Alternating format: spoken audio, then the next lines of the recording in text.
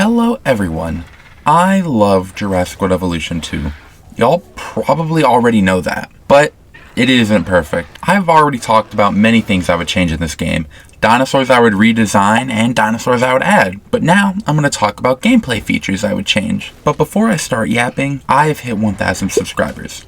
Thank you so much for letting me get to this point. I never thought this day would come, but it has. So now I have to tell you to like and subscribe because I'm a niche internet micro-celebrity. But let's get on with the video. The first gameplay change is related to Lagoon Customization. On land and the aviaries, you can change the height of the terrain, add stuff like sand, rocks, or dirt, or add vegetation. The lagoons are much better than they were at launch. They've added kelp and coral that has helped out a lot. But if they added a lagoon vegetation brush and rocks for the lagoon floor, that would help out with customization a lot. But most importantly, the ability to change the depth of the lagoon would be a game changer. Everyone who plays Jurassic World Evolution 2 has had experience with the terrain constraints. They are annoying, and I personally think in the third game, they should step back and relax a lot of those constraints. And another thing related to this is I personally believe certain decorations should not have hitboxes, such as poles or umbrellas or fountains shouldn't have hitboxes, and they would benefit from this a lot. Now, this wouldn't be a Dinosaurs and More video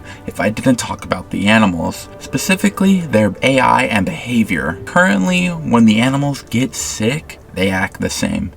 The one exception is rabies, where they start attacking the fence. Instead, I propose that when an animal gets sick, they act sick. For example, if a dinosaur gets a cold, it should start sneezing, or if it gets rabies, it should foam at the mouth. And the next part revolves around the aquatics and flying creatures. The pterosaurs and aquatics lack many of the animation the land creatures have, and I'm going to start with the aquatics first because there's less that needs to be changed. Many of the aquatics need breaching animations.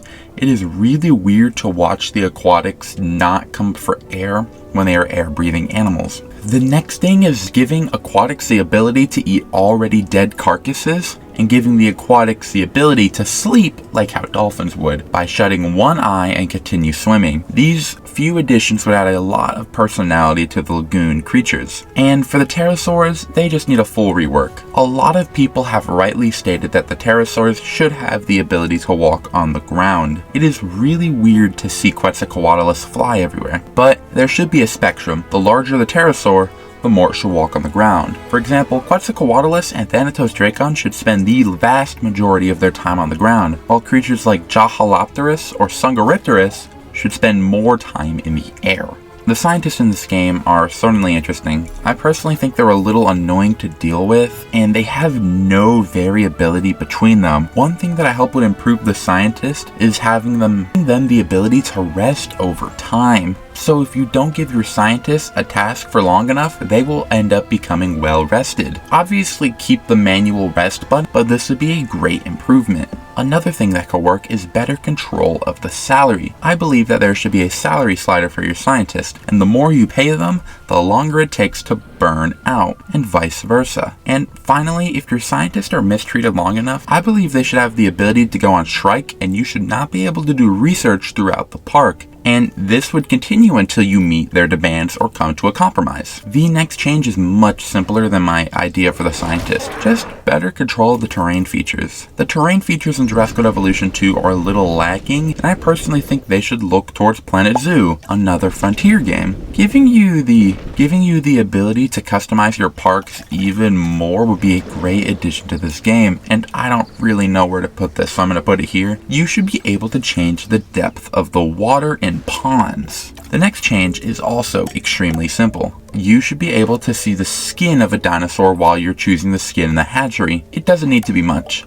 Just a picture of what the skin looks like would be perfect. Your guests don't matter that much in Jurassic World Evolution 2. They just wander around the park aimlessly, and in my opinion, they need a lot of love and care. Like in Jurassic Park Operation Genesis, each guest should have a favorite dinosaur that is in the park. Another thing is giving the guest ability to sit at the tables and chairs you place down, have garbage to throw away, open and close doors, eating food, actually buying stuff at stores and using it like balloons, and most importantly for me, being able to see dinosaurs through the fences. Obviously the visibility rating should be low, but you should be able to see the dinosaurs through the fences. Speaking of fences, the fences in this game are kind of boring currently. They're all relatively the same, they're all the same height, and they look all relatively the same. I personally think we should have different fence types. Small wooden fences like in a petting zoo, or mesh fences in a zoo, or you can have your classic Jurassic Park style fences. And for the dinosaur escapes, I think a security rating isn't a bad idea, just currently